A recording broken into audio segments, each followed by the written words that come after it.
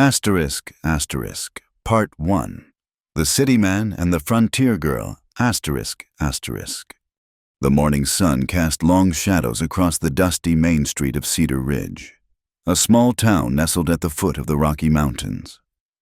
It was the spring of 1878, and the newly laid railroad tracks gleamed like twin rivers of steel, promising connection to a world beyond the sage and stone.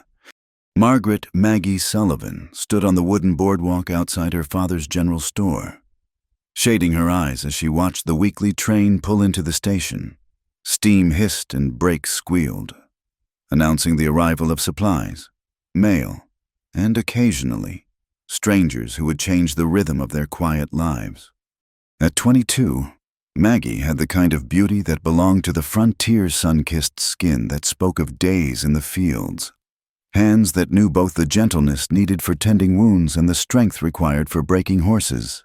Her auburn hair, usually bound in a practical braid, caught the morning light as she turned to help her younger brother unload sacks of grain. "Another batch of city folks," Tom Sullivan muttered, nodding toward the passengers disembarking. "Look at them fancy clothes. Won't last a week out here." But Maggie's attention was caught by one figure in particular. A man in a perfectly tailored charcoal suit stepped down from the first-class car, his polished boots meeting the dusty platform with evident distaste. He was perhaps 30, with dark hair slicked back in the Eastern fashion and a gold watch chain glinting across his vest. This was William Thornton, though he preferred to be called Will in these parts. It sounded less pretentious. His business partner had advised he had come west with plans to invest in the booming cattle industry, his pockets deep with family money from Philadelphia's banking circles. As Will surveyed the ramshackle town with barely concealed disappointment, his gaze fell upon Maggie. For a moment, he forgot his dismay at the crude surroundings. Here was something unexpected, a young woman whose natural grace made his city belles seem artificial by comparison. "Pardon me, miss." Will approached with his most charming smile, tipping his hat. "I'm looking for the Cedar Ridge Hotel. Might you direct me?" Maggie straightened, wiping her dusty hands on her apron. "2 doors down from the saloon. Mr. Thornton. William Thornton." He extended a manicured hand, which Maggie shook firmly, noting his slight wince at her calloused grip. "And you are—" "Margaret Sullivan. Most folks call me Maggie." She gestured toward the store. "My father owns this establishment." "Ah, then I shall be seeing more of you. I plan to be in Cedar Ridge for some time." His smile widened. "Perhaps you might show me around. I'm afraid I'm quite new to frontier living." Before Maggie could respond, a shadow fell across them. Jacob Jake McKenna had arrived, leading his packhorse down the street, where William was all polish and refinement. Jake was carved from the mountains themselves. His face was weathered by 35 years of sun and storm, his clothes practical leather and worn wool. He moved with the quiet confidence of a man who had survived where others had perished. "Morning, Maggie," Jake said, his voice low and measured. His gray eyes flicked to William, taking in the fancy clothes and soft hands in one glance. "Your PA inside."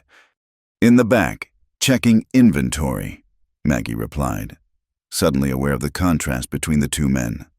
"Jake, this is Mr. Thornton. He's new in town. Mr. Thornton, this is Jake McKenna.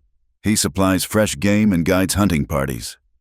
The men nodded at each other, the greeting stiff with instant mutual assessment. William saw a rough mountain man who probably couldn't read his own name. Jake saw another soft Easterner who would either leave within a month or die trying to prove he belonged. "I trust you'll find Cedar Ridge, educational, Mr. Thornton," Jake said with the faintest hint of amusement. "The mountains have a way of teaching lessons they don't cover in city schools." William's jaw tightened. "I'm a quick study, Mr. McKenna, and I have plans for this town. Progress is coming whether the mountains approve or not." Jake simply smiled, the expression not quite reaching his eyes. "Mountains were here before us. They'll be here after, but you're welcome to try." He touched his hat brim to Maggie. "Tell your PA I'll be back with that venison," he ordered. As Jake led his horse away, William turned back to Maggie with renewed enthusiasm. "Charming fellow. Are all the locals so rustic?" "Jake's a good man," Maggie said, a note of defense in her voice. "He's saved more than one family through hard winters. Knows these mountains like they were his own backyard." "I'm sure he does." William's tone was dismissive. "But knowledge of mountains won't build theaters or bring culture to this place. That takes vision and capital." He gestured broadly. "Imagine it. Miss Sullivan, proper streets, gas lighting, perhaps even an opera house. Denver has one. Why not Cedar Ridge?" "Because we're not Denver," Maggie said simply. "And most folks here like it that way." But William had seen the flicker of interest in her eyes at the mention of theater and culture. "Have you ever been to a real theater? Seen a play or heard an orchestra?" "I've read about them," Maggie admitted. "We get newspapers from Denver sometimes, and Harper's Weekly when the train's not delayed." "Reading about music is like reading about sunshine," William said, warming to his theme. "You must experience it to truly understand. The way the violin's notes can make your heart soar, how the lights dim and suddenly you're transported to another world entirely." He spoke with genuine passion, painting pictures of gaslight and velvet curtains, of ladies in silk gowns and gentlemen in evening wear. Despite herself, Maggie found herself drawn into his descriptions. She had always harbored a secret curiosity about the world beyond Cedar Ridge, fed by books and magazines that spoke of places where women attended universities and voted in elections. "Perhaps," William continued, encouraged by her attention, "you would allow me to call on you. I could share more about city life, and you could help me understand the customs here." Maggie hesitated. Accepting such attention from a stranger, especially one so clearly above her station, would set tongues wagging. But there was something appealing about this man who spoke of art and music as if they were as essential as bread and water. "I suppose that would be acceptable," she said finally. "Though you'll have to speak with my father first. We may be frontier folk, Mr. Thornton, but we still observe proprieties." "Of course." William beamed. "I wouldn't dream of anything less." "May I call tomorrow afternoon?" "After 3, that's when the store quiets down." As William walked away, practically floating in his satisfaction, Maggie didn't notice Jake watching from the shadow of the livery stable. His expression was unreadable, but his hands tightened on the leather reins he was mending. That evening, as was his custom, Jake appeared at the Sullivan back door with fresh venison. Patrick Sullivan, a bear of a man with graying red hair, invited him in for coffee. "Saw you met the newcomer," Patrick said, pouring strong black brew into chipped cups. "City man with city ideas?" Jake replied noncommittally. "Might be good for business, though he's been asking about buying land, building up the town." Patrick studied his friend. "Course, he's also been asking about Maggie." Jake's hand stilled on his cup. "She's a grown woman, can make her own choices." "That she is. Smart one, too. Maybe too smart for Cedar Ridge." Patrick sighed. Her mother, God rest her soul, always said Maggie had bigger dreams than this place could hold. "Dreams don't fill stomachs or keep roofs over heads," Jake said quietly. "No, but they keep souls alive." Patrick fixed Jake with a knowing look. "You ever going to tell her how you feel?" Jake stood abruptly. "Thanks for the coffee. Pat, I'll bring more meat by next week." As he left, Jake passed Maggie in the kitchen, kneading bread for tomorrow. Flour dusted her arms and a strand of hair had escaped her braid. She looked up and smiled. Not the polite smile she had given William, but something warmer, more natural. "Staying for supper. Jake." "Not tonight. Got traps to check before dark." He paused at the door. "That city fellow seems taken with you." Mr. Thornton, he's just being friendly. But a faint blush colored her cheeks. Men like that don't come to places like this just to be friendly. Maggie, they come to take what they want and leave when they're done. Maggie's chin lifted. Maybe he's different. Maybe he really does want to help the town. Maybe. Jake touched his hat. You just be careful. City promises are like spring snow, pretty to look at, but they don't last. After he left, Maggie returned to her bread with more force than necessary. Why did Jake have to be so skeptical? Why couldn't he see that change might be good, that there might be more to life than hunting and trapping and endless cycles of planting and harvest? But as she worked, she found herself thinking not of William's grand descriptions of city life, but of Jake's quiet presence, the way he had helped her family through the drought 2 years ago, asking nothing in return, the way he could read the weather in the clouds and find game when everyone else came back empty-handed. Through the kitchen window, she watched him mount his horse with the fluid grace of a man born to the saddle, as if sensing her gaze. He looked back once, touching his hat brim in farewell. Then he was gone, swallowed by the gathering dusk and the eternal mountains. Tomorrow, William would call with his city manners and golden promises. But tonight, as she had for more nights than she cared to admit, Maggie would fall asleep thinking of gray eyes that saw too much and hands that knew the honesty of hard work. The stage was set for a choice that would define not just her future, but the very essence of who she was meant to become. Asterisk, asterisk, Part 2. City Promises. Mountain Hands, asterisk, asterisk. The following weeks brought a change to Cedar Ridge that was felt in every corner of the small town. William Thornton had taken rooms at the hotel, but his presence extended far beyond his lodgings. He could be seen striding down Main Street with rolled papers under his arm, engaging merchants in animated discussions about progress and prosperity. True to his word, he called on Maggie that first afternoon, arriving precisely at 3 with a bouquet of wildflowers, the best the local landscape could offer. He said with a self-deprecating smile that didn't quite hide his condescension. Patrick Sullivan received him with cautious courtesy, while Tom lurked in the doorway, making no secret of his suspicion. Mr. Thornton, Patrick said, settling into his chair with deliberate slowness. What exactly are your intentions regarding my daughter? William had expected this. Sir, I find myself charmed by Miss Sullivan's intelligence and grace. I would like permission to court her properly, with all appropriate respect for your family's position in the community. Our position? Patrick's eyebrow rose. We run a general store. Mr. Thornton, we're not the Astors. Perhaps not in material wealth, William conceded smoothly, but certainly in character and standing. Your family is clearly a cornerstone of Cedar Ridge. It was the right thing to say. Patrick's expression softened slightly. Well, I suppose there's no harm in you calling on Maggie, provided she's agreeable and things remain proper. Tom here will be around, of course. Tom scowled but nodded, and so began a courtship that set the entire town talking. William arrived 3 times a week, always impeccably dressed despite the dust and heat. He brought gifts from Denver, a leather-bound volume of Shakespearean sonnets, a delicate music box that played a Viennese waltz, a length of blue silk that matched Maggie's eyes.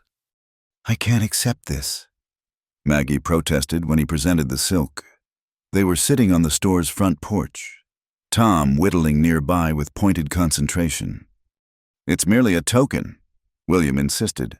In Philadelphia, ladies have entire wardrobes of such fabric. You would outshine them all.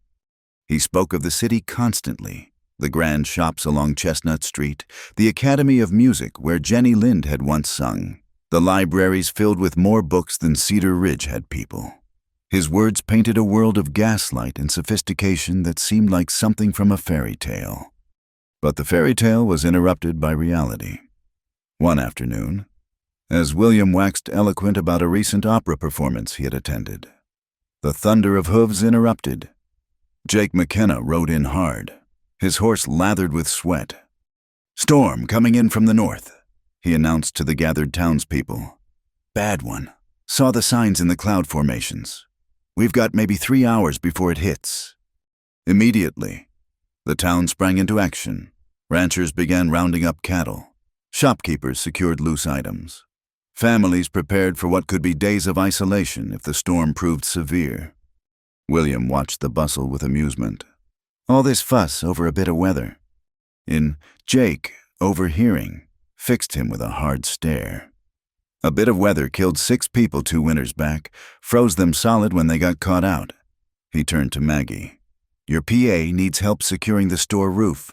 Lost some shingles in the last blow." "I'll get Tom," Maggie said, already moving. "I can help," William offered, though his tone suggested he'd rather not. Jake's smile was grim. "Ever been on a roof in high wind?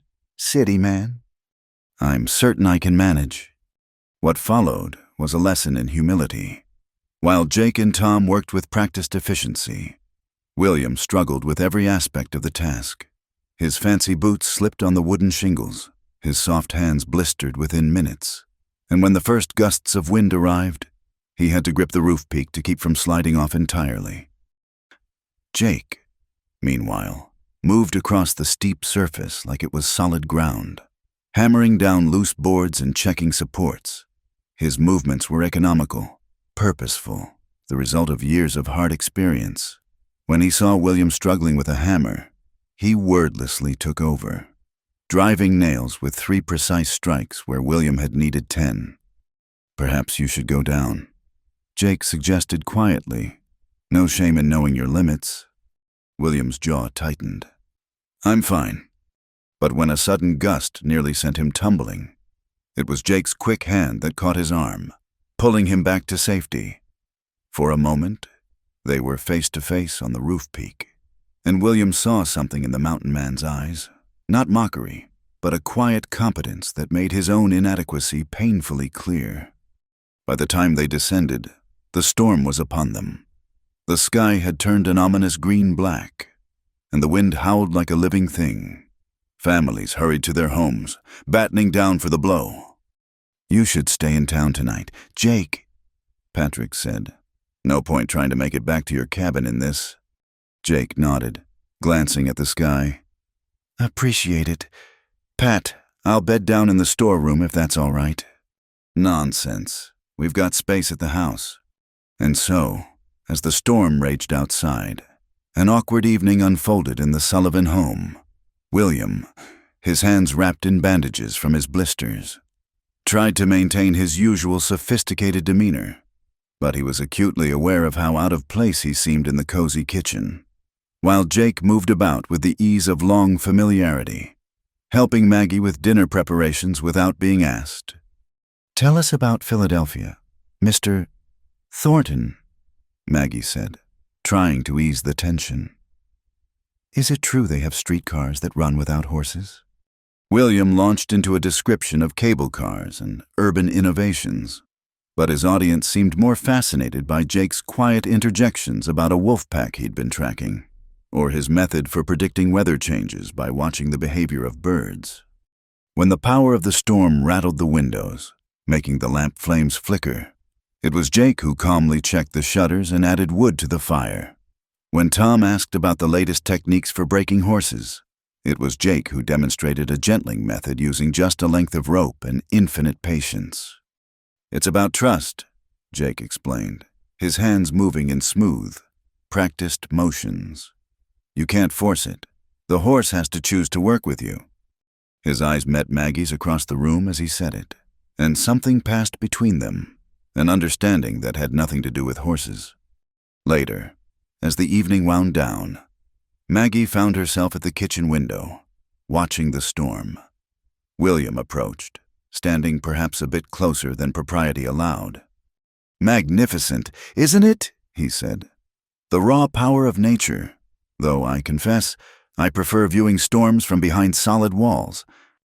"They're terrifying and beautiful at the same time," Maggie replied. "Like many things out here.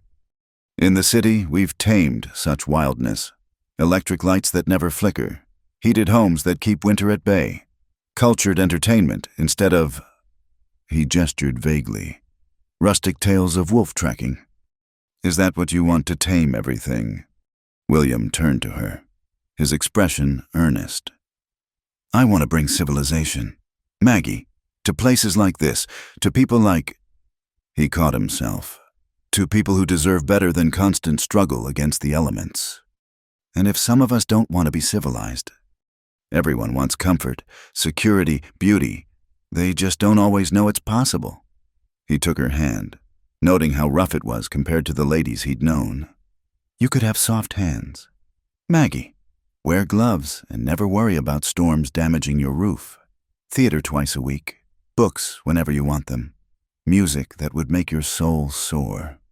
Maggie found herself wavering. It did sound wonderful. A life of ease and culture, of art and refinement. But then Jake walked past, carrying an armload of split wood he'd brought in for morning, and she noticed his hands, scarred, calloused, competent hands that could gentle a horse, build a shelter, save a life. The storm raged all night. Maggie lay awake, listening to the wind and thinking about two very different futures stretching before her. In one, she wore silk dresses and attended opera houses, her days filled with leisure and learning. In the other, she remained here, her hands growing ever more calloused, her dreams bounded by mountain peaks. But there was a third image that kept intruding, Jake's hands covering hers as he taught her to track deer 2 summers ago. The patient way he'd shown her how to read signs in the earth. The warmth of his grip when he'd helped her down from a difficult climb. Those hands knew her in a way William's never could, had worked alongside hers in times of plenty and want. The next morning dawned clear and cold. The storm had passed, leaving crystalline air and snow on the distant peaks. Jake was up before dawn, helping Patrick clear debris from the storefront. William emerged from the hotel at a more civilized hour, his appearance only slightly less polished than usual. I'll be leaving for Denver tomorrow, William announced when he found Maggie. Business matters, but I'll return within the week, and when I do... He paused dramatically. I hope to have a proposition for you. What kind of proposition? The kind that could change your life, if you're brave enough to embrace it. He kissed her hand, ignoring the calluses. Think about what you truly want, Maggie. Not what's expected or what's safe, but what your heart desires.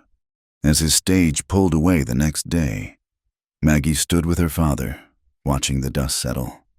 He's going to ask you to marry him, Patrick said quietly. I know. And Maggie was quiet for a long moment. In the distance, she could see Jake's figure on the mountain trail, checking his trap lines as always. Steady, dependable, unchanging as the mountains themselves. I don't know. Pa, I truly don't know. Patrick put an arm around his daughter. Your mother used to say that the hardest choices are between 2 different kinds of right. Just remember, girl silk tears just as easy as cotton when life gets rough, maybe easier. As they walked back to the store, neither noticed Jake pause on the trail above, looking down at the small figure of the woman who held his heart. Though he'd never found the words to tell her, his hands tightened on his rifle. These hands that knew work and weather, that could read the land like scripture but couldn't write the poetry her soul seemed to crave. The storm had passed, but another was brewing, one that would test the very foundations of what Maggie thought she wanted from life. Asterisk, asterisk, Part 3, Prejudices and Inner Turmoil, asterisk, asterisk. The week of William's absence stretched before Maggie like a taut rope, each day pulling her in different directions. The town of Cedar Ridge, never one to miss an opportunity for gossip, buzzed with speculation about the city gentleman's intentions and Maggie Sullivan's prospects. Mark my words, Mrs. Eleanor Hutchinson declared over tea at the church auxiliary meeting, her voice carrying the authority of someone who had successfully married off 3 daughters. That Thornton fellow will propose before the month is out, and Maggie would be a fool to refuse. Indeed, agreed Mrs. Constance Baker, the banker's wife. Such opportunities don't come to frontier girls every day. Why, he could give her everything: a proper home, education for her children, a life of respectability.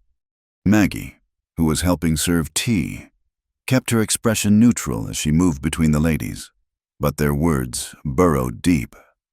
Later, as she walked home, she encountered old Martha Clearwater, the town's unofficial matriarch, sitting on her porch. "Heard the hens clucking about you," Martha said, her weathered face creasing into a knowing smile. "Come sit a spell." Maggie settled beside her, grateful for the reprieve.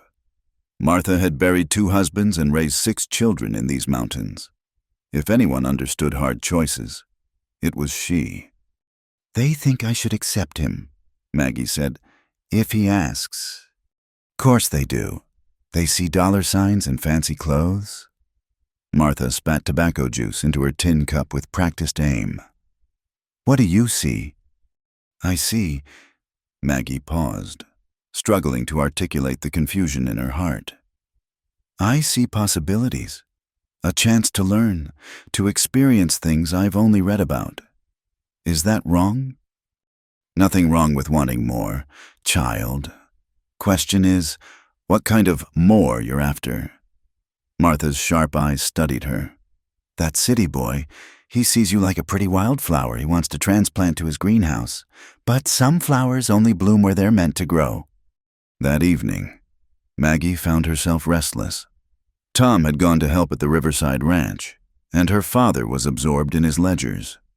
She slipped out, heading for the small rise outside town where she often went to think.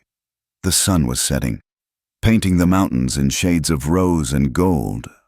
She wasn't surprised to find Jake there, sitting on a fallen log, whittling a piece of pine. He did that when he needed to think. His hands always needed to be creating something useful, even when his mind wandered. "Didn't mean to intrude," she said. "It's a free country. Least, that's what they tell us." He shifted over, making room for her on the log. They sat in comfortable silence, watching the light fade from the peaks. "What are you making?" she asked, nodding at the wood in his hands. "Whistle for the Carson boy. Promised him I'd teach him to call elk." He held up the partially carved piece. "Has to be just right, or it won't sound true." Maggie watched his hands work, noticed how they moved with such certainty. Every cut deliberate and sure. "You never seem to doubt yourself," she observed. Jake's hands stilled. "That what you think?" He was quiet for a moment. "I doubt plenty. Maggie, doubt whether I read the weather signs right, whether I'll find game when families are depending on me, whether—" He stopped, resumed carving. "Whether what?" "Whether a man who can barely write his own name has any business hoping for things beyond his reach." The admission hung between them, raw and honest. Maggie's heart clenched. "Jake, you're one of the smartest men I know. You can read the land like a book, track animals by signs invisible to others, predict storms before—" "Can't read Shakespeare, though," he interrupted quietly. "Can't discuss opera or philosophy or whatever else city folks talk about over their fancy dinners. Is that what you think I want, someone who can quote poetry?" Jake turned to look at her then, his gray eyes serious in the fading light. "I think you want more than Cedar Ridge can give you, and maybe that's how it should be. You're young, smart, curious about the world. Why shouldn't you have a chance to see it?" "But what if—" Maggie began, then stopped. "What if I want you?" The word stuck in her throat, held back by convention and uncertainty. Jake stood, pocketing his knife and the half-finished whistle. "Storm damaged the fence on your pa's back pasture. I'll come by tomorrow to fix it." He paused, not quite meeting her eyes. "Whatever you decide about Thornton, Maggie, I hope it makes you happy, really happy, not just comfortable." After he left, Maggie remained on the log until full dark, wrestling with thoughts that refused to settle. When she finally returned home, she found her father waiting with a letter. "From your Aunt Catherine in Boston," he said. "Seems word of your suitor has traveled." Maggie read by lamplight. her aunt's cultured script dancing across the page. Dearest Margaret, your father writes that you have caught the attention of a gentleman from Philadelphia. How wonderful. I do hope you will consider his suit seriously. The frontier is no place for a woman of intelligence and refinement. You could have such a life here in the East, cultural events, intellectual salons, opportunities for growth that your poor mother, God rest her soul, could never have imagined. Asterisk. The letter went on, painting pictures not unlike those William had shared. But somehow, reading them in her aunt's hand made them seem more real, more possible. She wants me to visit, Maggie said. To see what I'm missing. Patrick's expression was carefully neutral. That's your decision to make. But what do you think, Pa? He sighed, suddenly looking older than his years. I think your mother would want you to have choices she never did, but I also think— He paused, choosing his words carefully. The grass may be greener elsewhere, but it still needs the same things to grow. Good soil, honest water, plenty of light. The next morning brought Jake as promised, tools in hand to repair the fence. Maggie brought him water and cornbread, using the excuse to watch him work. There was something almost musical in the rhythm of his movements, the swing of the hammer, the testing of each board, the careful attention to making something strong enough to last. My aunt wants me to visit Boston, she said suddenly. Jake's hammer paused mid-swing. That's so. She says I could have a different life there, better opportunities. She's probably right. Jake resumed working, but Maggie noticed the tension in his shoulders. You think I should go? He set down his tools, wiping sweat from his brow. I think you should do whatever gives you peace, but Maggie— He looked at her directly then, and she saw something in his eyes that made her breath catch. Don't let others decide what better means for you. Not your aunt, not the town ladies, not Thornton, not even me. What if I don't know what I want? Jake picked up a fence board, running his hand along its length to check for weakness. Sometimes we know more than we think. It's just scary to admit it. He positioned the board carefully. Like this fence looks simple enough, but if you don't set it true to start with, the whole thing will be crooked forever. They were interrupted by the arrival of Mrs. Hutchinson and Mrs. Baker, come to purchase supplies and dispense advice. Maggie, dear, Mrs. Hutchinson gushed. We were just discussing your situation. Such an exciting time. You must be preparing your trousseau. I haven't— Maggie began, but Mrs. Baker cut her off. Of course, you'll need guidance on proper city etiquette. Eastern society can be quite particular. The right gloves, the proper form of address, the correct behavior at formal dinners. And you'll need to soften those hands. Mrs. Hutchinson added, grabbing Maggie's palm and tisking at the calluses. No gentleman wants a wife with working hands. Jake, who had been studiously ignoring the conversation, chose that moment to pack up his tools, but Maggie caught the tightening of his jaw, the way his own scarred hands gripped the hammer a bit too hard. I happen to think there's honor in working hands, Maggie said quietly, pulling away from Mrs. Hutchinson. They show a life lived usefully. Useful, perhaps.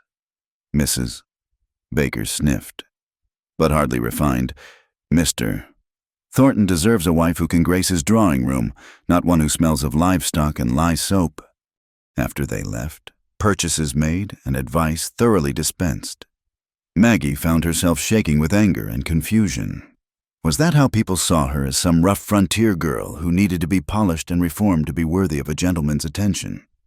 That night, sleep eluded her. She stood at her window, looking out at the mountains bathed in moonlight. Somewhere out there, Jake was probably checking his trap lines or reading the night signs that told tomorrow's weather. His world was one of practical truths. Animal tracks didn't lie. Storms didn't care about your status. And survival depended on skill, not sophistication. But was survival enough? Didn't she want more than just getting by? more than the endless cycle of seasons and struggle that had worn her mother down before her time. A soft knock at her door interrupted her thoughts. Her father entered, carrying 2 cups of warm milk. "Figured you might be wakeful," he said, handing her a cup. They stood together at the window, comfortable in shared silence. "Ma would have liked William," Maggie said eventually. "She always wanted better for us." "Your mother," Patrick said slowly, "wanted you to have choices, but she also valued truth above comfort.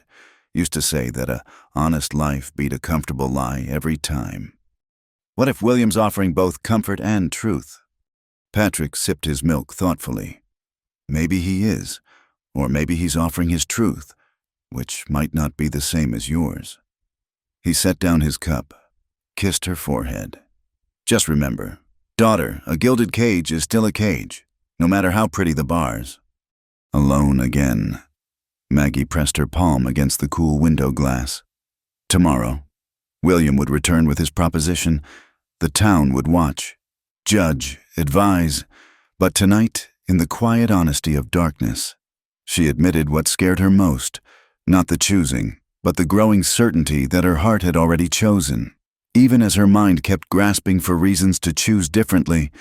Outside, a wolf howled in the distance, wild and free and utterly itself.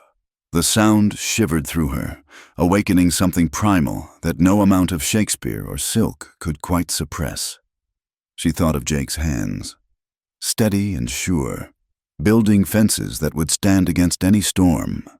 And she thought of her own hands, calloused, yes, but capable. Hands that had delivered calves and kneaded bread, that had comforted the sick and mended what was broken. Were those really hands to be ashamed of? Or were they, perhaps, hands that told a truer story than any city gloves could hide? The questions swirled like snow in a blizzard, beautiful and blinding. Tomorrow would demand answers, but tonight she let them dance, wild and free as the mountains themselves. Part 4. The first climax. The marriage decision. William Thornton returned to Cedar Ridge on a Thursday afternoon, his arrival heralded by more fanfare than usual. He had hired a private carriage from Denver, its polished black sides and matched horses a stark contrast to the dusty stagecoaches that typically served the town. Word spread quickly, and by the time he stepped down at the hotel, half the town had found reasons to be on Main Street. He looked every inch the successful gentleman, new suit perfectly pressed, boots gleaming, and carrying a leather case that sparked immediate speculation. But it was the expression on his face, confident and determined, that told the real story. This was a man come to claim his prize. Maggie, helping a customer in the store, felt rather than saw his arrival. The sudden hush, followed by excited whispers, could mean only one thing. Her hands trembled slightly as she wrapped Mrs. Carson's purchase. "This is it, dear." "Mrs.," Carson said, not unkindly. "Your moment to rise above all this." She gestured at the store with its familiar smells of coffee, leather, and grain. Before Maggie could respond, William entered, bringing with him the scent of expensive cologne and possibility. "Miss Sullivan," he said, removing his hat with a flourish. "Might I have a word in private?" Patrick looked up from his ledgers, his expression unreadable. "Maggie's working. Mr. Thornton." "Of course. My apologies. Perhaps this evening I have something rather important to discuss." His eyes never left Maggie's face, something that cannot wait much longer. "After supper," Maggie heard herself say. "You can call then." The afternoon crawled by. Customers came and went, many lingering longer than necessary, hoping to glean some hint of the coming drama. Maggie went through the motions of her work, but her mind was elsewhere, circling the decision she knew was coming like a hawk circles prey. Near closing time, Jake appeared with a string of rabbits to trade. He moved through the store with his usual quiet efficiency, but Maggie noticed he avoided looking at her directly. Heard Thornton's back, he said finally, setting the rabbits on the counter. Yes. With intentions, they say. So it seems. Jake nodded, pulled out the small carved whistle he'd been working on. It was finished now, smooth and perfect. For the Carson boy, he said. But instead of putting it with the rabbits, he placed it in Maggie's hand. Tell him to practice with the wind, not against it. Their fingers brushed in the transfer, and Maggie felt the familiar calluses, the strength held in check. For a moment, neither moved. Jake, she began, but he was already turning away. Hope you get everything you deserve. Maggie Sullivan, he said quietly. Everything you dream of. After he left, Maggie stood holding the whistle, running her thumb over the smooth wood. Such careful work for a child's toy, such patience in every carved line.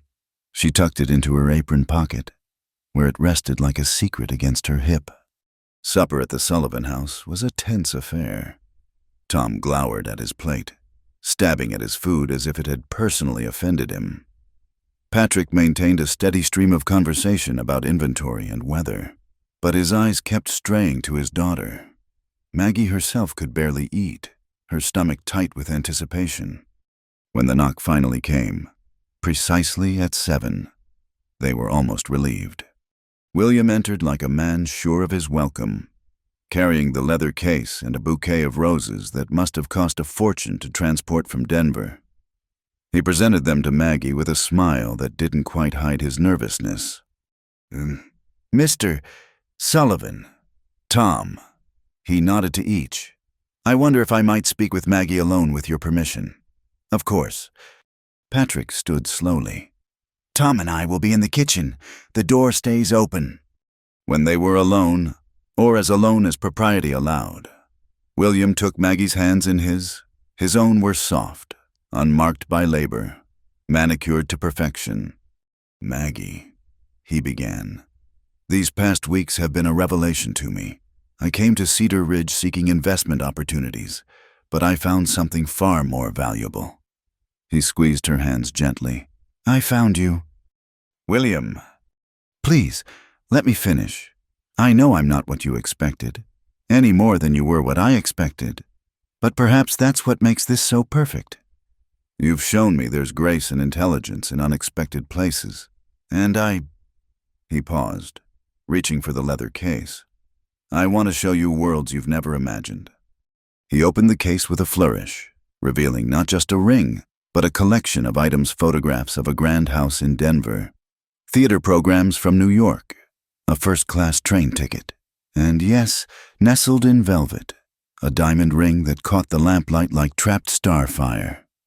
This is what I'm offering, he said, not just marriage, but a life.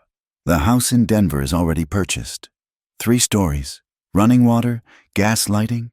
We'll spend winters there and summers traveling.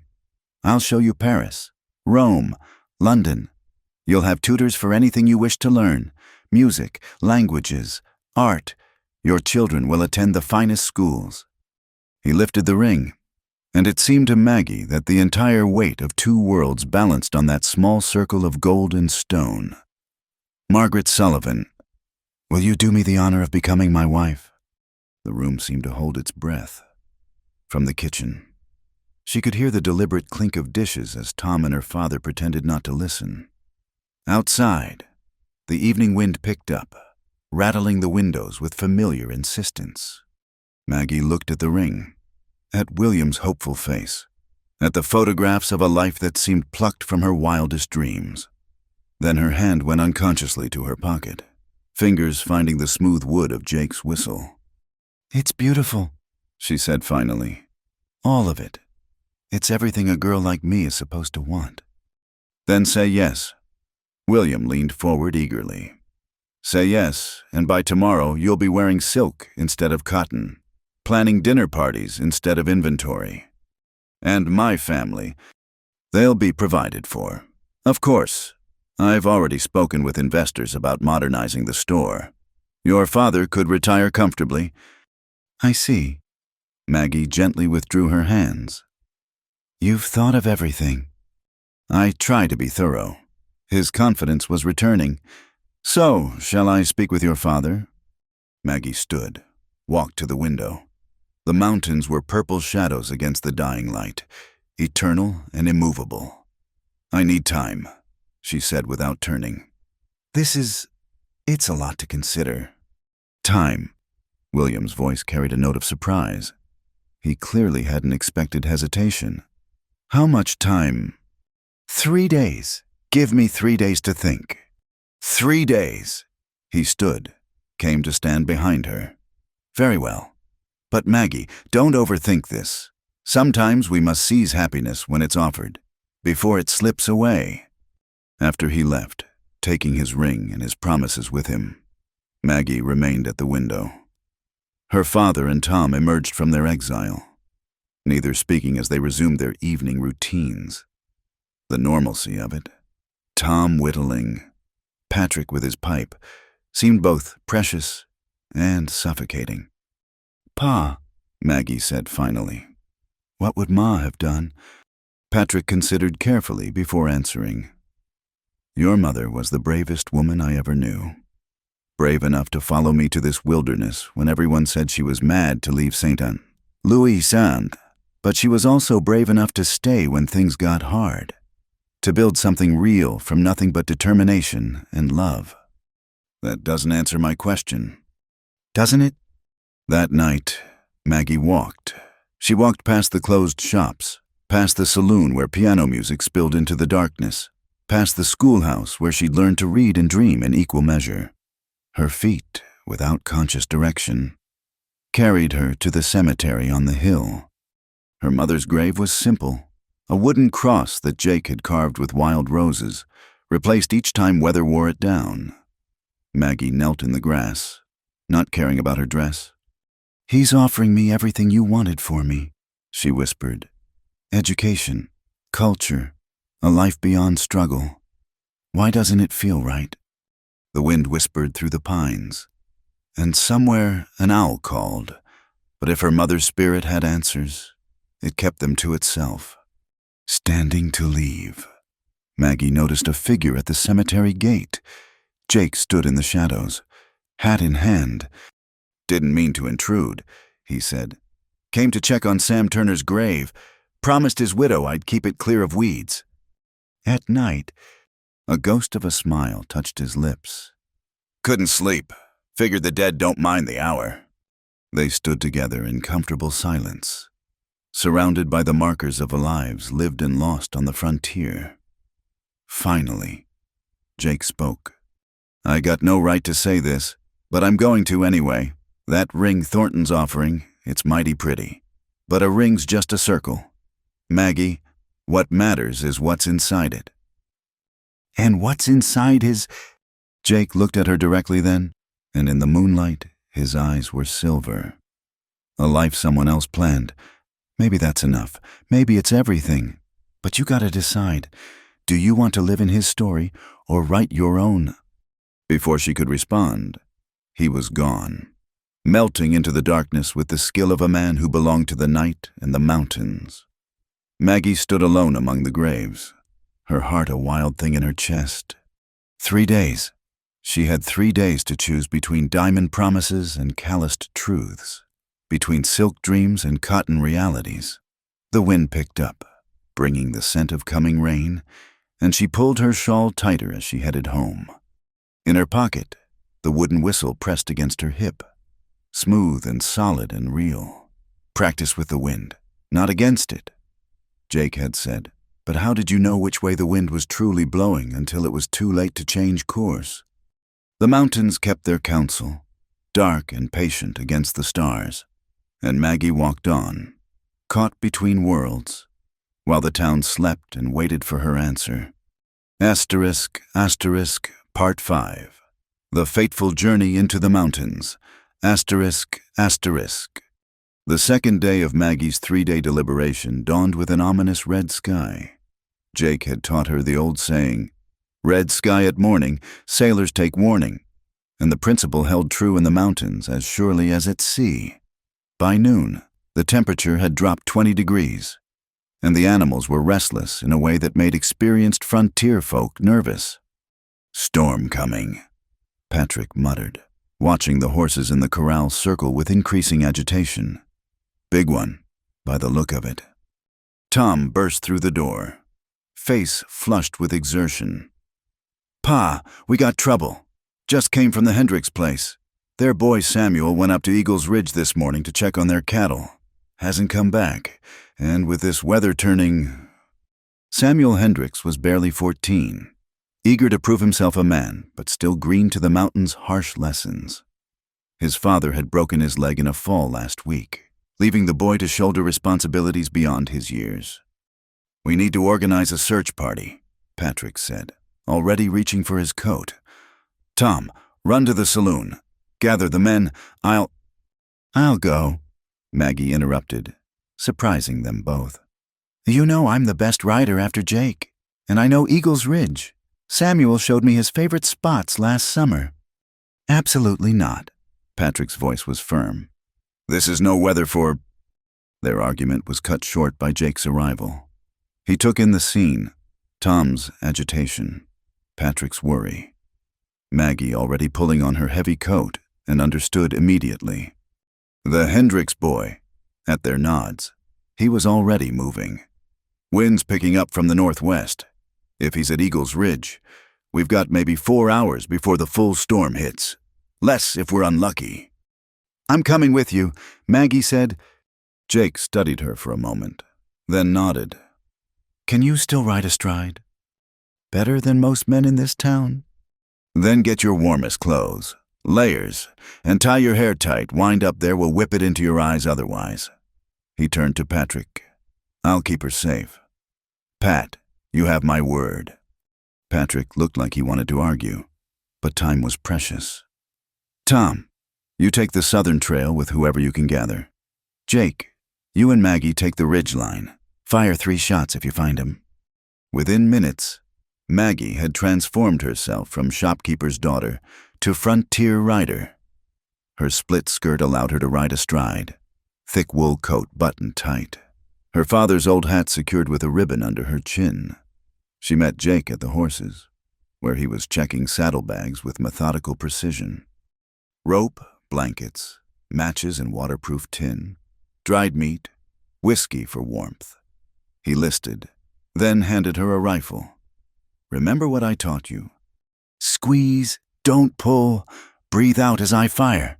She checked the load with practiced ease. They mounted up and headed out, leaving the worried cluster of townspeople behind. William was among them.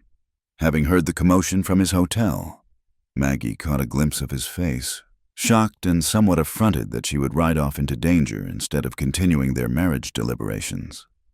The first part of the trail was deceptively easy, winding through familiar foothills where Maggie had ridden 100 times. But as they climbed higher, the temperature continued to drop, and the wind picked up with a vengeance. Dark clouds massed on the northern horizon like an advancing army. "Stay close," Jake called over the wind. "Trail gets narrow ahead." They pushed the horses as hard as they dared, knowing that speed fought against safety with every step. The path wound upward, sometimes barely wide enough for a single horse, with drops on one side that made Maggie's stomach clench, but Jake rode with absolute confidence, reading the mountain's moods like scripture, and she followed his lead without question. An hour in, the first snow began to fall, fat, wet flakes that stuck to everything they touched. Within minutes, the trail was slick with white. "There," Maggie pointed to fresh hoofprints, rapidly filling with snow. "Those could be Samuel's." Jake dismounted, studied the tracks with expert eyes. "Shod horse, moving uncertain. Could be him?" He looked up at the darkening sky. "He's maybe 30 minutes ahead, but these tracks are heading toward Devil's Canyon, not the regular cattle grounds." Devil's Canyon was a maze of box canyons and dead ends, beautiful in summer but deadly in a storm. If Samuel had gotten turned around in there. They pushed on, the snow falling harder now, visibility dropping with each passing minute. The horses struggled against the wind, and more than once, Maggie felt her mount slip on the treacherous ground. Each time, Jake was there, steady and watchful, guiding them through the worst passages. "Samuel," Maggie called repeatedly, her voice swallowed by the howling wind. "Samuel Hendricks." Then, through a brief break in the snow, Jake spotted something. "Horse," he said tersely, pointing to a dark shape huddled against a cliff face. They found Samuel's horse first, reins tangled in scrub brush, the animal exhausted and frightened but uninjured. Of the boy himself, there was no sign. He went on foot. Jake read the signs quickly. "Probably thought he could find shelter. Got disoriented. This way." They left the horses in the relative shelter of the cliff and continued on foot.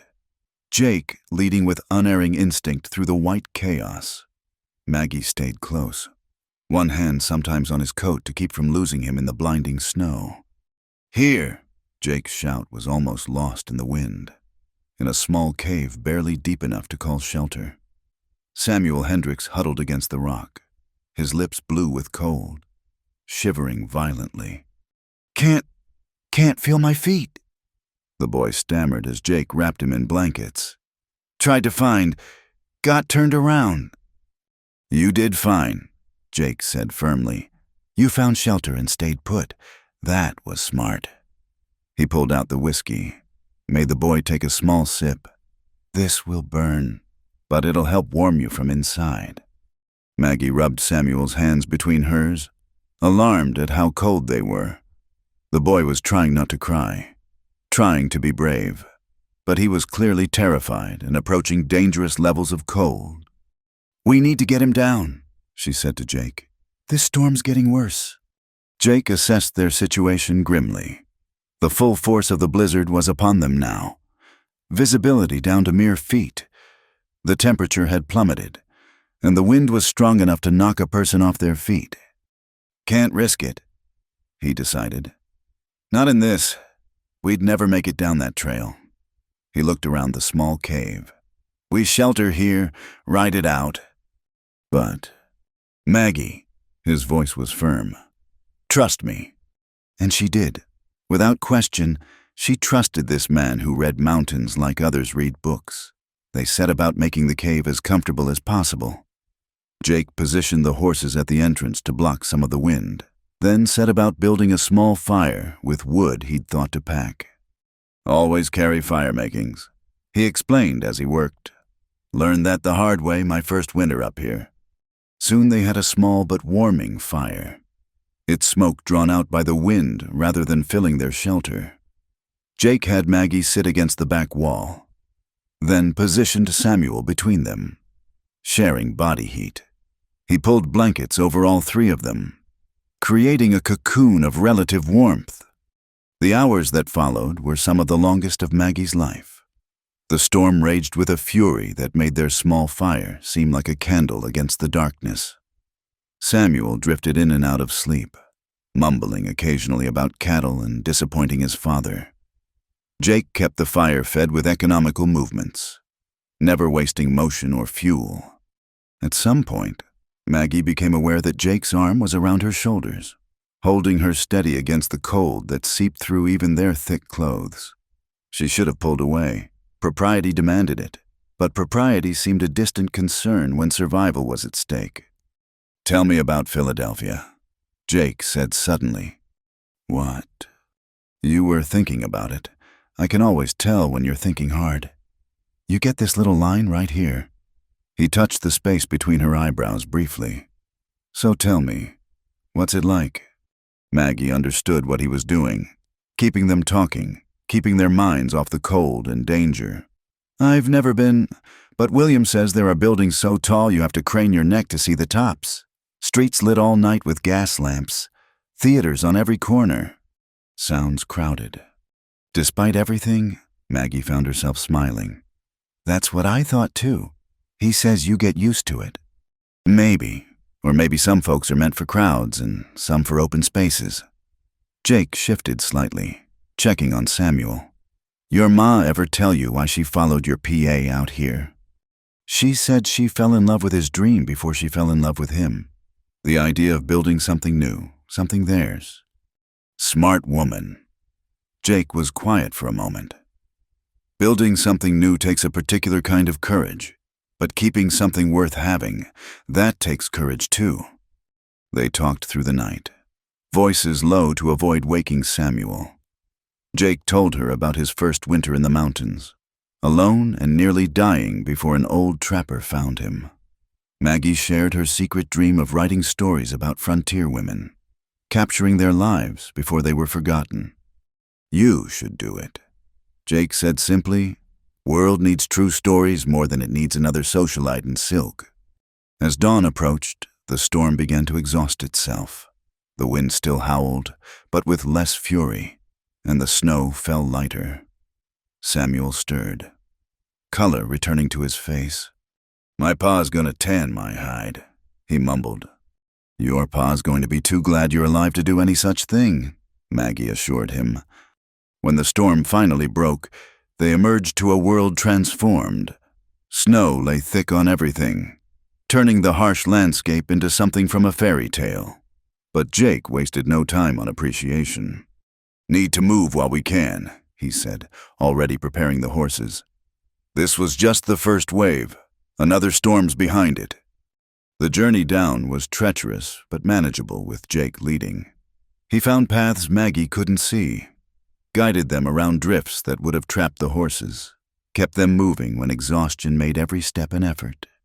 When they finally saw Cedar Ridge below, a cluster of figures was already heading up the trail toward them. The search party, led by Patrick and Tom, met them halfway. "Thank God," Patrick breathed, pulling Maggie into a fierce hug before checking on Samuel. "When the storm hit full force, we feared the worst." William was with the group, having insisted on joining despite his obvious discomfort with the situation. His city clothes were rumpled and snow-covered, his face drawn with worry and something else, a kind of bewildered recognition. "Maggie," he said, taking in her disheveled appearance, the way she stood so naturally next to Jake. "You could have been killed." "But I wasn't." She met his gaze steadily.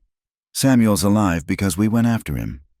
"We," William's eyes flicked between her and Jake. "I see." The ride back to town was subdued.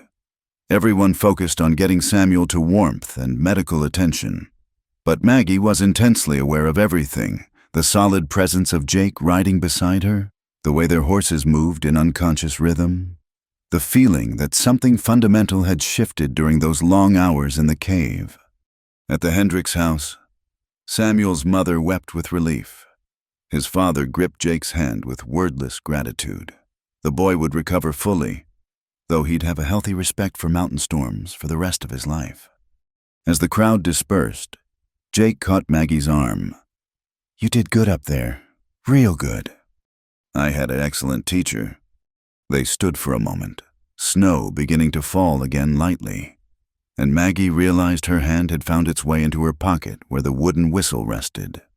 "Maggie," Jake began, then stopped. For once, his careful control slipped, and she saw in his eyes everything he couldn't say. The fear when she'd insisted on coming, the pride in how she'd handled herself, and something deeper that made her breath catch. "I know," she said softly. "I know." He touched his hat brim and walked away, leaving her standing in the falling snow. Tomorrow was her third day. Tomorrow. William would expect an answer about a future of theaters and gas lights. But tonight, with the memory of the storm still fresh and the warmth of shared survival singing in her veins, Maggie knew that some things couldn't be found in any city. No matter how bright its lights or grand its promises, some things could only be forged in the crucible of mountains and storms, in the space between life and death where only truth remained. Her hands were colder than ever, chapped from the wind and rope, but they were hands that had helped save a life, hands that knew their own strength. Perhaps that was answer enough. Asterisk, asterisk, Part 6. The Great Climax, facing William and the choice. Asterisk, asterisk. The morning of the third day arrived with crystalline clarity, as if the storm had washed the very air clean. Maggie stood before her small mirror, brushing her hair with hands that trembled slightly. Today, William would come for his answer. Today, she would choose her life's path. She dressed carefully but simply, in her blue calico, the dress she'd worn when William first arrived, though it seemed a lifetime ago now. Her hands, she noticed, bore new scratches from the mountain rescue, and no amount of her mother's rose salve would soften the calluses earned through years of honest work. Downstairs, her father and Tom ate breakfast in unusual silence. The whole house seemed to hold its breath, waiting. "Whatever you decide," Patrick said finally, "know that we support you. Your happiness is what matters." Tom, less diplomatically, muttered, "That city fellow wouldn't last a week doing real work." "Thomas," Patrick warned, but Maggie barely heard them. Through the window, she could see Jake's figure crossing the street toward the blacksmith's shop, carrying some trap parts that needed repair. He moved with his usual purposeful grace, but something in the set of his shoulders suggested he, too, knew what this day meant. At precisely 10 o'clock, William arrived. He wore his finest suit, carried fresh flowers, roses again, impractical and expensive, and bore himself with the confidence of a man certain of victory. The leather case was with him, no doubt containing the ring and all those glittering promises. "Might we walk?" he suggested after the briefest of pleasantries. "The morning is fine, and I believe this conversation deserves a setting better than a crowded store." Maggie agreed, though she noticed her father's worried glance as they left. They strolled down Main Street, William talking easily of his plans, pointing out buildings he would improve, spaces where culture might flourish. "I've had a telegram from Denver," he said. "The Opera House has a box available for the season. Imagine it, Maggie, every performance, the finest music, the most cultured society." They had reached the small park at the town's edge, where a bench overlooked the valley. William guided her to sit, then remained standing, as if preparing for a speech. "The other night's adventure has only confirmed my feelings," he began. "You were magnificent, if foolhardy. But Maggie, that's exactly why you need to leave this place. Your courage, your intelligence, they're wasted here. You could have died on that mountain for what a farm boy who should have known better." "That farm boy would have died without help," Maggie said quietly. "Perhaps, but in Denver, in Philadelphia, in New York, you'd never need to risk your life. You'd be helping people in other ways, charity work, social reform, education, civilized ways." He knelt before her then, pulling out the ring case with practiced flair. "Margaret Sullivan, you've had your 3 days. Now give me my answer. Will you marry me and let me show you the world you deserve?" The ring caught the morning sun, sending rainbow sparks across the snow. It was beautiful, expensive, a declaration of wealth and status that would mark her as a woman of consequence in any city drawing room. "Before I answer," Maggie said slowly, "I need you to understand something. I need you to see who I really am." "I do see you." "No." She stood, moving away from him. "You see who you think I could become. But William, these hands," she held them out, "they've birthed calves and kneaded bread. They've held dying neighbors and sewn shrouds. They know work you can't imagine. They could also hold champagne flutes and wear French gloves." William countered, rising. "The past doesn't have to define the future, but it informs it." Maggie took a breath. "That night on the mountain, in the storm, I wasn't being foolhardy. I was being myself, the self that knows sometimes you have to risk everything for what matters." "And what matters to you?" His voice had gained an edge. "Because from where I stand, you're choosing hardship over comfort, ignorance over education, struggle over ease." "No," a new voice interrupted. "She's choosing truth over pretense." They turned to find Jake standing at the park entrance, his hat in his hands. He looked uncomfortable but determined, as if wild horses had dragged him here, but now that he'd come, he would have his say. McKenna, William's voice was cold. this is a private conversation. My apologies, Jake said, but made no move to leave. His eyes were on Maggie. But I figure a man ought to speak his piece when it matters. And if I don't say this now, I'll regret it the rest of my days. Jake, Maggie breathed. He stepped closer, still turning his hat in his scarred hands. I'm not an educated man. Mr. Thornton can barely write my name. Truth be told, I don't know opera from owl hoots. And the fanciest party I ever attended was the harvest dance right here in Cedar Ridge. Precisely my point, William muttered. Jake continued as if he hadn't heard. But I know this land like my own heartbeat. I know when the storms are coming by the way the elk move down from the high country. I know where the cleanest water runs and where the best grazing sits and how to read truth in the turn of the seasons. He focused entirely on Maggie now, and his voice grew stronger. More than that, I know you, Margaret Sullivan, I know you love the first green shoots of spring like some folks love music. I know you name every horse in your care and mourn when one passes. I know you read by candlelight until your eyes ache because stories feed your soul. And I know you dream bigger than these mountains even while you love them fierce as any wildcat loves her territory. Maggie's vision blurred with tears she couldn't name. I can't offer you opera houses or silk dresses, Jake continued, his voice rough with emotion. I can't promise you'll ever see Paris or wear diamonds. What I can offer is a life built on truth, on partnership, on love that knows you down to your bones and cherishes every part, including the calluses.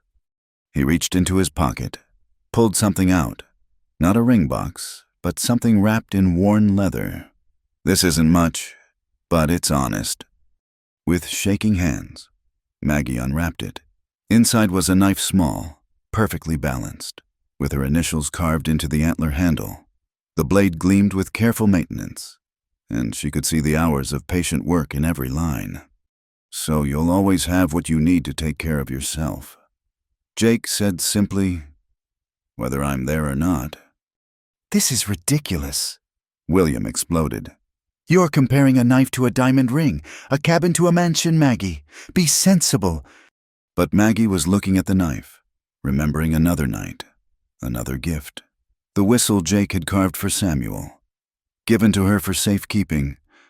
Practical gifts, both of them, but made with hands that knew patience, that understood that true value came not from what something cost, but from the love that shaped it. William, she said gently, turning to face him. You're a good man. You're offering me amazing things, things most women would grab with both hands and never let go. Then take them. He reached for her hands, but she stepped back. I can't. The words fell like stones into still water. Because taking them would mean leaving behind who I am. And I've realized, just now, this moment, that who I am is worth keeping. You're throwing your life away for this mountain man. William's handsome face twisted with disbelief. No, Maggie said firmly. I'm choosing my life. Maybe it includes Jake, maybe it doesn't. That's a different question. But I know it doesn't include trying to become someone else's idea of who I should be. She held out the ring box, pressing it into William's numb hands. Find someone who dreams of opera houses. William, someone whose hands were meant for gloves, not work. She's out there, waiting for exactly what you're offering, but she's not me. William stood frozen for a moment, then straightened his shoulders. Pride and breeding reasserted themselves, and when he spoke, his voice was controlled. I see. Well, I suppose there's nothing more to say. I hope you find happiness, Maggie said sincerely. I'm sure I shall. In more civilized company. He turned on his heel and strode away, every line of his body rigid with wounded dignity. Maggie and Jake stood in silence, the morning sun warming the snow around them. Finally, Jake cleared his throat. I didn't mean to. That is, I know you didn't choose him, but that doesn't mean... Jake McKenna. Maggie interrupted, a smile breaking across her face like sunrise. Are you trying to take back your words? No. He looked alarmed. I meant everyone. I don't want you thinking you have to choose me because you didn't choose him. Maggie stepped closer. Close enough to see the flecks of gold in his gray eyes. Close enough to smell leather and pine and honesty. What if I'm choosing you because you're you, because your hands know work and your heart knows truth, and you see me, really see me, not some fantasy of what I could be? Maggie, his voice was wondering, hesitant with hope. She pulled the wooden whistle from her pocket, where it had lived since he'd given it to her. You told me to practice with the wind, not against it. Well, I've been fighting the wind all my life, trying to be what others expected. I'm done with that. His hands, those scarred, capable, gentle hands, cupped her face with infinite tenderness. You sure I'm not an easy man, Maggie, set in my ways, more comfortable with mountains than people, and I'll never be able to give you... Give me truth, she interrupted. Give me partnership. Give me a man who'll ride into a blizzard with me and trust me to hold my own. That's worth more than all the diamonds in Philadelphia. He kissed her then, there in the morning light with the mountains as witness. It wasn't the polished kiss of a gentleman, but something rawer, more real, a promise and a claiming and a recognition all at once. When they broke apart, both breathing hard.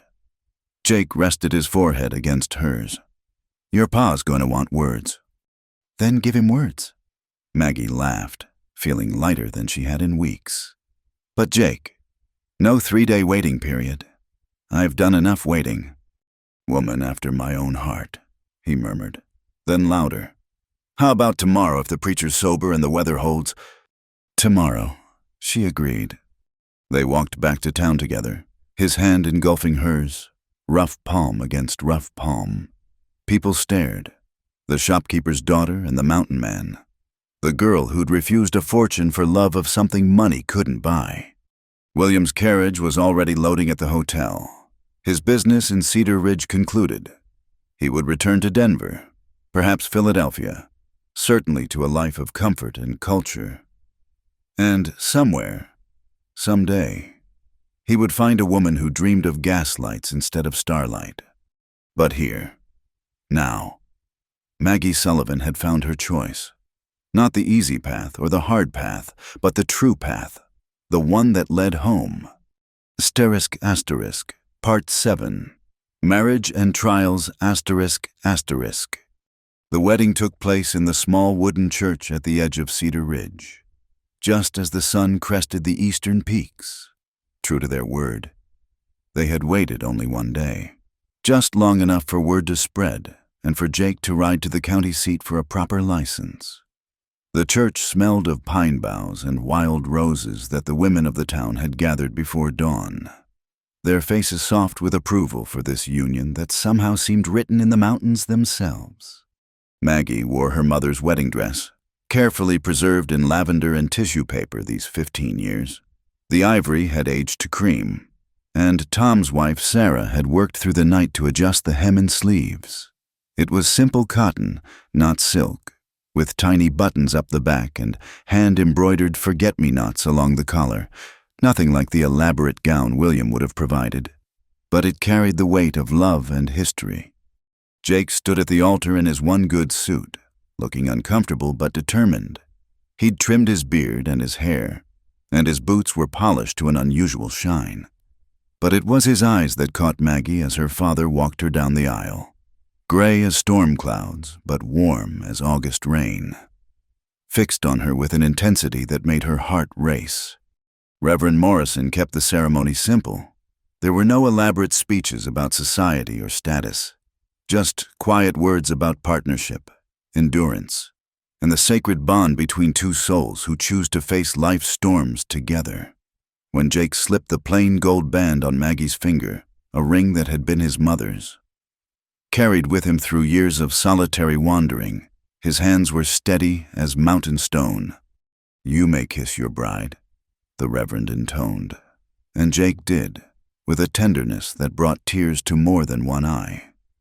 The kiss was brief, mindful of propriety, but it held promises that made Maggie's knees weak.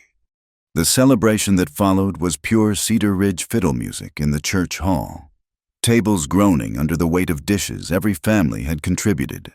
Children racing between the dancers while their parents stomped and whirled to familiar tunes. Jake, who normally avoided town gatherings, submitted to the backslapping and good-natured ribbing with surprising grace. And never thought I'd see the day Jake McKenna got himself caught. Old Henry Briggs cackled, raising his glass of whiskey and toast. Must be true what they say about love making fools of us all. Only a fool would let a woman like Maggie slip away, Jake replied, his arm secure around his bride's waist. As evening fell, they slipped away from the celebration. Riding Jake's wagon up the mountain path to his cabin, Maggie had seen it before, but never as its mistress, never as the woman who would make this rough shelter into a home. The cabin was small but solidly built, with thick log walls and a stone fireplace that Jake had laid himself. The furniture was handmade, simple but sturdy, and everywhere she saw evidence of his patient craftsmanship. "It's not much," Jake said, suddenly uncertain as he helped her down from the wagon. "Nothing like what Thornton could have—" "It's perfect," Maggie interrupted, meaning it. "It's real." Their wedding night was a gentle exploration of new intimacy, Jake treating her with the same patience he showed when gentling wild horses, in the warmth of their marriage bed, with starlight filtering through the window and coyotes singing in the distance. Maggie discovered that passion could be both tender and fierce, that love expressed through work-worn hands could touch places silk gloves could never reach. The early days of their marriage passed in a golden haze. Maggie threw herself into making the cabin truly theirs, curtains for the windows, rag rugs for the floors, her books on the shelf Jake built specially for them. She learned the rhythms of Jake's days, rising before dawn to prepare breakfast, packing food for his trap lines, keeping supper warm for his unpredictable returns. But mountain life began to show its teeth soon enough. The first test came 3 weeks after their wedding when Jake's prize horse, Duchess, broke her leg in a hidden gopher hole. Maggie found her husband in the barn, rifle in hand, tears tracking silent paths down his weathered cheeks. "She's been with me 8 years, he said hoarsely. "Carried me through blizzards, outrun wolves, never failed me once." Maggie knelt beside him in the straw, her hand on his shoulder. She knew there was no saving a horse with a shattered cannon bone. Knew Jake knew it too. "She's suffering," she said gently. "I know." His voice broke. "Doesn't make it easier." "Want me to do it?" He looked at her in surprise, this wife who continued to astonish him with her strength. "No, she deserves it from me, but stay." She stayed, holding Duchess's head while Jake did what had to be done, whispering comfort to both horse and man. Afterward, they buried the mare on the hillside where she'd loved to graze, and Jake carved a marker with the same care he'd shown making Maggie's knife. That night, he held his wife close and whispered, "I don't know what I did to deserve you." "You were yourself," she whispered back. "That was enough." Summer brought drought. The streams ran low, then lower, then some dried completely. The garden Maggie had planted with such hope withered despite her careful watering from their dwindling well. Game grew scarce as animals moved higher into the mountains seeking water, and Jake spent longer days ranging farther from home. One evening he returned empty-handed for the 3rd day running, frustration etched in every line of his body. "Nothing," he said, slumping at the table. "Track's 2 days old, but nothing fresh. If this keeps up." "We have preserves from last year," Maggie said, though they both knew the supply was limited. "And the Hendricks owe us from when you helped with their barn. We won't starve. A man should provide for his wife." Jake muttered. "A man should accept his wife's partnership," Maggie countered. "For better or worse. Remember..." The worst came in September when early snow caught them unprepared. Jake had been tracking elk in the high country when the storm hit. And for 2 days, Maggie didn't know if he was alive or frozen in some canyon. She kept the fire burning, melted snow for water when the well finally gave out, and refused to give in to the fear that clawed at her throat.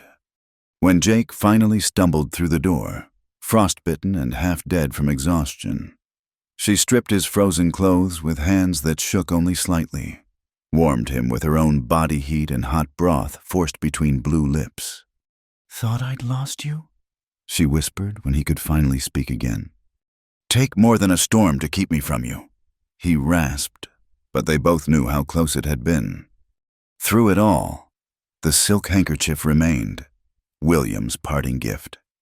Left on the store counter the day he departed, Maggie had kept it, not from sentiment but from practicality. When Jake gashed his arm on a broken trap, she used it for bandages. When fever struck him during the coldest part of winter, she used it to cool his burning forehead. The delicate fabric, meant for a genteel life, served harder purposes now. Funny how things find their right use. Jake observed one day, watching her mend the handkerchief after its latest service as a strainer for wild herbs. "Nothing's too fine for real life," Maggie replied.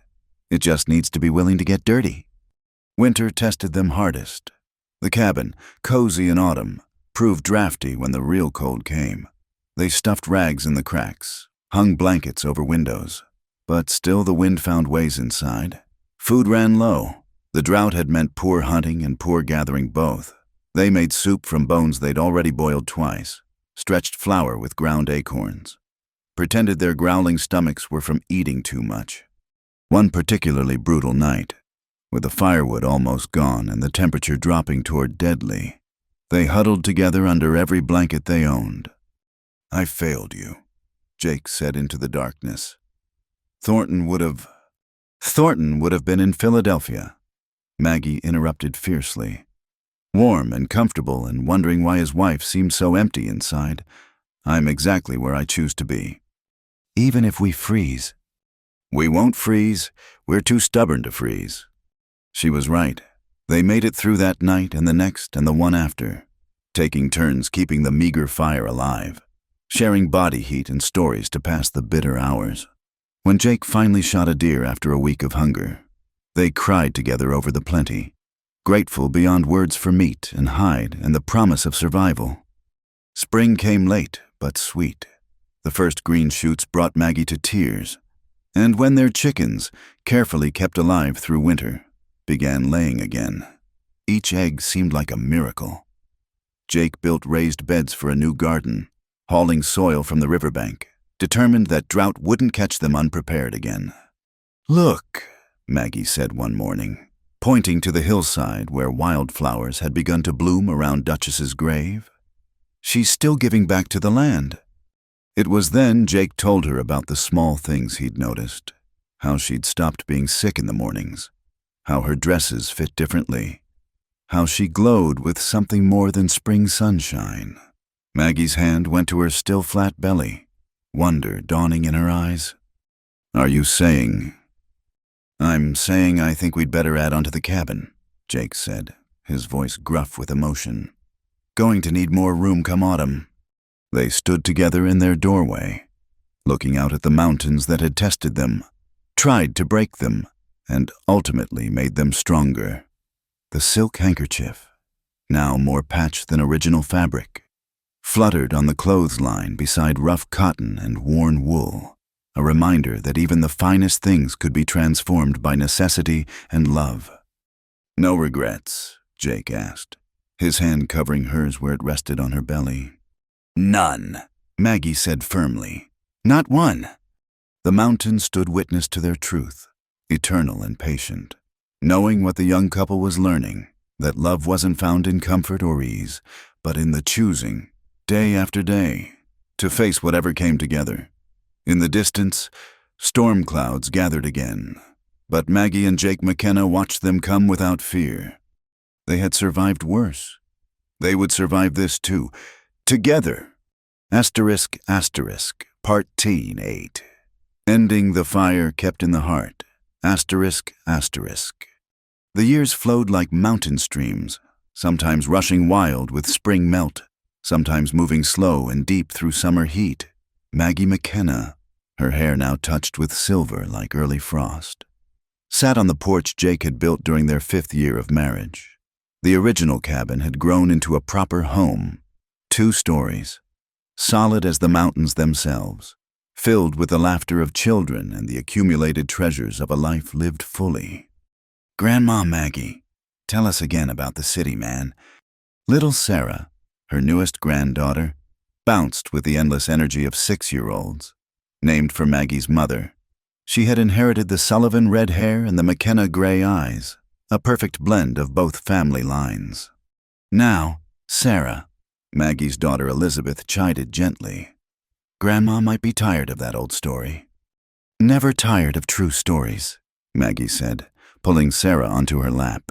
Around them gathered the rest, her son James with his quiet strength, daughter Mary who could track deer as well as any man, and the various grandchildren who seemed to multiply like spring rabbits. "Well," Maggie began, settling into the familiar rhythm.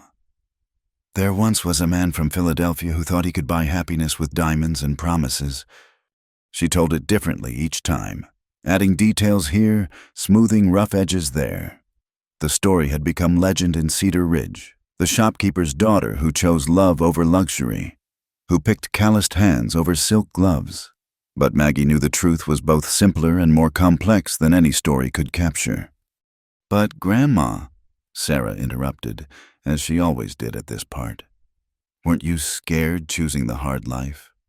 Maggie's weathered hands, more gnarled now than they'd ever been in youth, smoothed her granddaughter's hair. "I wasn't choosing a hard life, sweet pea. I was choosing a real life. There's a difference." From inside came the sound of her eldest grandson, Michael, practicing on the piano Jake had hauled from Denver for their 20th anniversary. It had taken 6 men and 2 wagons to get it up the mountain, and Jake had grumbled about city foolishness the entire way. But his eyes had been soft as he watched Maggie's joy when she first touched the keys. "You gave me everything," she told him that day. "Just took longer than Thornton would have," he'd replied. But they both knew that wasn't true. The piano meant more because of the waiting, the saving, the sacrifice. Every note Michael played now carried the weight of love expressed through patience and work. "Is Grandpa coming home tonight?" Sarah asked. Maggie glanced at the sky, reading weather signs Jake had taught her 40 years ago. "Storm's holding off. He'll be home." Jake still ran trap lines, though now his sons and grandsons did most of the heavy work. At 72, he moved slower but with the same purposeful grace, still more comfortable in the mountains than anywhere else. He'd survived them all. The doubters who said he'd never keep a woman like Maggie happy. The winters that tried to starve them out. The accident that nearly took his leg 10 years back. As if summoned by her thoughts, she saw his figure cresting the ridge. Even at a distance, she knew his walk, the set of his shoulders, the way he favored his left leg just slightly since the accident. Behind him walked Michael's older brother Thomas, learning the old ways as each McKenna child did in turn. "Grandpa!" Sarah flew off the porch, racing to meet them. Jake swung her up with a grunt that was half effort, half theater. "Getting too big for this. Little bit." "Never too big," Sarah declared, wrapping her arms around his neck. Watching them, Maggie's mind drifted to another evening. 5 years passed when a letter had arrived from Denver. William Thornton, successful beyond measure, owner of banks and railways, patron of arts and society, had died of a weak heart at 68. His widow, a Boston heiress who'd given him the cultured life he'd sought, had thought Maggie might want to know. "He spoke of you sometimes," the letter had said, not with bitterness, but with a kind of wonder. "He said you taught him that there were things money couldn't purchase, though I don't think he ever quite believed it." Maggie had burned the letter in the same fireplace that had warmed them through that first terrible winter. watching William's world turn to smoke and drift away. Then she'd gone to milk the cows, because life waited for no one's reminiscences. Now Jake settled beside her on the porch, Sarah chattering between them about the fox tracks she'd seen, the cookies she'd helped bake, the 1,000 small dramas of childhood. The other grandchildren had scattered to their evening chores, and Elizabeth was lighting lamps against the gathering dusk. "Good day?" Maggie asked, her hand finding his as it had for 4 decades. Thomas caught his first beaver. Clean trap, clean kill. Boy's got the touch. Like his grandfather. Jake's thumb rubbed across her wedding ring, worn thin but never removed. Like his grandmother. You taught them as much as I did. Maggie taught them to read signs in books and in the land both. It was true. Maggie had made sure each child and grandchild learned their letters, fought to get a proper school in Cedar Ridge, even taught classes herself when they couldn't find a teacher willing to stay. The cabin held more books now than some city libraries, each one read and reread, discussed and debated around the fire on long winter nights. "Remember what you said that night in the blizzard?" Jake asked suddenly. "About building something new, taking one kind of courage, but keeping something worth having, taking another kind." "You remember that?" "Remember every word you ever said to me, woman. Been storing them up like winter supplies." Sarah had grown quiet between them, the way children did when they sensed adult conversation worth overhearing. Maggie pulled her closer. This grandchild who might someday face her own choice between silk and cotton, between easy and true. "What I've learned," Maggie said slowly, "is that both kinds of courage are really the same thing. The courage to know yourself, to be yourself, to choose yourself over what others expect, whether you're building or keeping. It comes down to being honest about who you are." The sun was setting now, painting the mountains in shades of rose and gold that no opera house lights could match. Inside, Elizabeth called them to supper, and the house filled with the noise of family gathering, chairs scraping, children laughing, the comfortable chaos of lives intertwined. "I'll be along," Maggie said. "Just want to watch the light a little longer." Jake understood. He squeezed her hand and led Sarah inside, leaving Maggie alone with the evening and her thoughts. She reached into her pocket, found what she always carried there. Not the wooden whistle, long since passed to young Samuel Hendricks Jr., but the small knife Jake had given her the day she chose him. Still sharp, still true, still perfectly balanced in her palm. From inside came the murmur of Jake's voice saying grace, the simple words they'd spoken over countless meals, thanking the land for its bounty and each other for the sharing of it. Soon she would join them, would ladle stew and cut bread and referee squabbles and tell stories and do all the 1,000 things that made up a life. But for now, she sat in the gathering darkness and remembered a girl who'd stood at a crossroads, diamond dreams in one hand and mountain promises in the other. That girl had chosen wisely. Maggie knew now, not the easy choice or the hard choice, but the true choice. "There are 2 roads," she whispered to the night wind, practicing the words she'd tell Sarah later, when the child was older and facing her own crossroads. "One is bright with others' lights, one is dark with your own shadow. Choose the one that leads you home to yourself. It will take you to a life that's real." The first stars appeared above the peaks, constant as Jake's love, bright as the dream she'd never had to abandon after all. Maggie McKenna, who might have been Margaret Thornton of Philadelphia society, stood and went inside to her family, her life, her choice made flesh and laughter and love. Behind her, the mountains stood eternal watch, knowing what they'd always known, that some hearts are too wild for cages, no matter how golden the bars, and that the greatest luxury of all is a life lived true to its own nature. The fire glowed warm in the hearth, holding back the dark as it had for 40 years, and Maggie's heart held its own fire, burning steady and true, not the brief flash of gaslight and glamour, but the lasting warmth of embers carefully tended, of love chosen daily, of a path walked together through storm and sunshine alike. The city man's ghost might walk in Denver's grand halls, but here in the mountains, only truth survived the seasons. And truth, Maggie had learned, warmed better than silk ever could. Thank you all for listening to this story. I'd love to hear where you're listening from. Please share in the comments below so we can connect and discuss what this tale meant to you. If you enjoyed this story, please subscribe to Wild West Night. Give this video a like and hit that hype button to help more people discover these tales of the American frontier. Your support helps keep these stories alive for generations to come.